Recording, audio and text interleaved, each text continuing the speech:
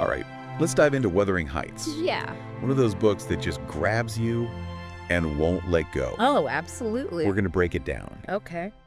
in a way that's perfect for lit students. Yeah. Or anyone who really wants to get to the heart of this book. Perfect. So, yeah. First things first. Right. The plot. Okay. It's not straightforward. No. Is it? Not at all. You've got this story within a story thing. Right. With Lockwood kind of like stumbling into this world. The outsider. Yeah. And then Nellie Dean becomes our main storyteller. Our guide. Right. She's seen it all. She's been there through it all. Years and years at Wuthering Heights. Yeah. And Thrushcross Grange. So what's so interesting, what's so clever is how Emily Bronte uses her as a narrator. It makes you wonder if we're getting the whole truth. Well, she's a participant too. Right. She's got her own opinions and biases. It's like we're sitting there listening to her tell these stories. By the fire. But we have to like read between the lines. Absolutely. Then you've got the timeline. Yeah. It's not linear. No, it jumps around. Back and forth across generations. Yeah, it's wild. It's like the story itself is mirroring. Oh, yeah. The wild, untamed nature Absolutely. of the moors. Speaking of... Let's talk setting Yorkshire moors. More than just a backdrop. Yeah. In Wuthering Heights. They're bleak. Isolated. Almost like a character. Definitely. You can practically feel the wind whipping across those hills when you're reading.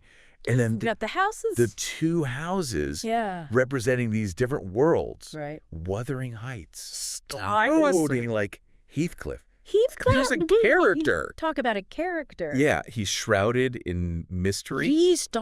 We don't know his origins. Right. It just adds to his... like enigma. Yeah. He's an outsider. Brought in as a child. And that really shapes him. Yeah. His whole trajectory. He's almost like a force of nature. Yeah. Himself. Totally. This intensity. Yeah. That wildness. Attracts and repels.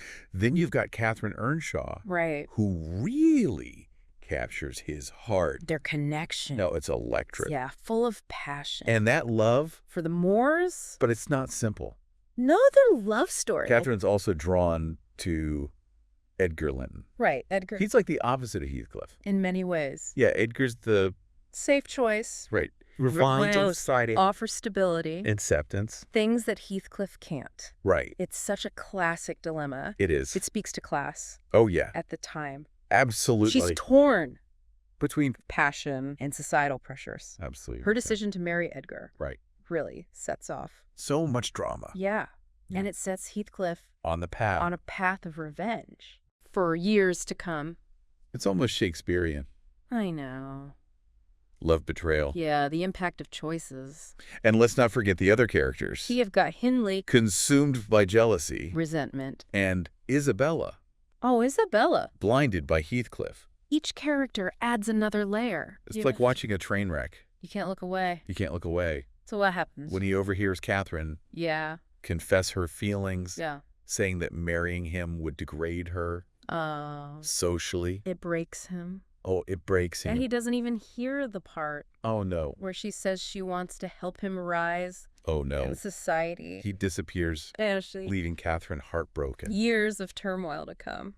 Oh, man. Yeah. So Catherine. Sick with grief. Yeah, regret. Her decision to marry Edgar. Right. Driven by... societal pressures. Right, and her own conflicts. Yeah. Really just... devastated. It's like she's trapped in a cage of her own making. It's interesting, though, how Bronte explores this female agency. Right. But within... the constraints of the time. 19th century society. Right. She's not a passive victim. No, she makes choices. Even if they're driven by forces. Outside her control. Yeah, and those choices... have consequences. Huge consequences. For everyone. It's a reminder that even within these systems... individuals can still act, decisions, shape their own destinies. Right. Even tragic ones. So she marries Edgar. Okay. Heathcliff disappears. But that's not the end. Not even close. 3 years pass. Yeah. And who returns? To Wuthering Heights. Transformed elite gentleman. Heathcliff. It's Heathcliff. Talk about a dramatic entrance. Yeah. He's back. He's not just there for a visit. No, he's not there for tea. Revenge is in the air. Uh-oh. Everyone's going to get caught up. Heathcliff's return. Right. is a turning point. A turning point. In the book. It's like the Moors themselves. Yeah. Unleashed a storm. Upon everyone. He's coming to reclaim what he thinks was taken. Catherine's love. And his sense of belonging. And his methods. Yeah. Less than ethical. He preys on Hindley. Oh, yeah. Manipulates Isabella. And just... There's a ruthlessness to his actions. Years. Pent-up rage. Yeah. Resentment. But beneath it all... You can still see... that wounded boy. Cast out. Denied love. Acceptance. He's mirroring the cruelty almost he experienced. Yeah. Perpetuating the cycle. Across generations. Makes you wonder... if he's capable of love? Or just... it's a question... that readers debate. Is he a monster? Or is he a victim? Bronte doesn't give us easy answers. No. She makes us confront the darkness. But also the forces that shaped him. Right. Such a complex character. And then the next generation. Yeah. Catherine's daughter. Also named Catherine. Growing up at Thrushcross Grange. And Hindley's son left with Heathcliff. It's a recipe for disaster. The sins of the parents. These kids are caught in the web. Of relationships. Rivalries. To make matters worse. You've got Linton. Heathcliff's son.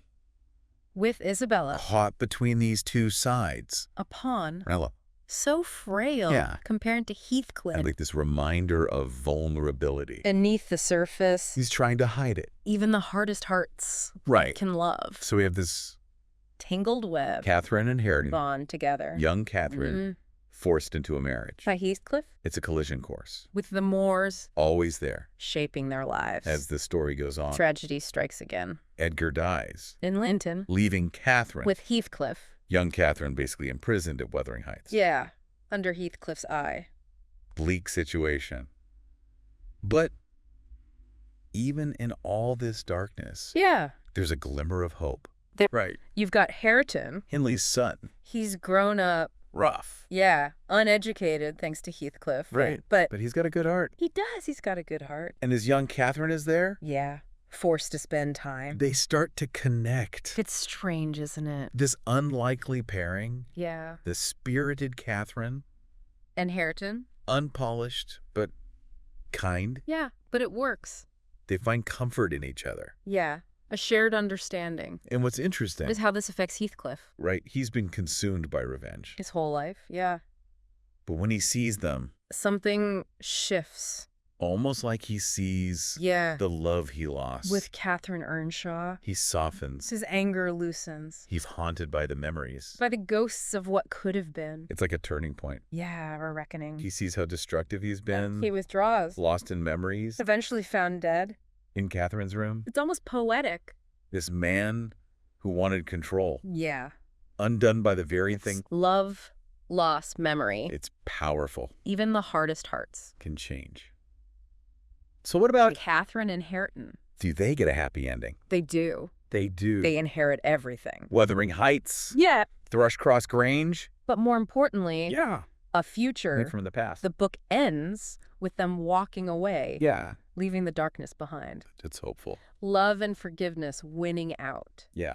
Wow, what a story. I know. It sticks with you. Intense emotion. Larger than life characters. When the setting. It makes you think about love. Revenge. The human heart. It's amazing that Emily Bronte created this. A powerful work of literature. It still resonates with us. Centuries later. So to our listeners. Especially lit students. Dive into Wuthering Heights. Explore the themes. All of revenge, social class. The character. The language, the imagery. Come to your own conclusion. What does this story mean to you? It's a journey worth taking.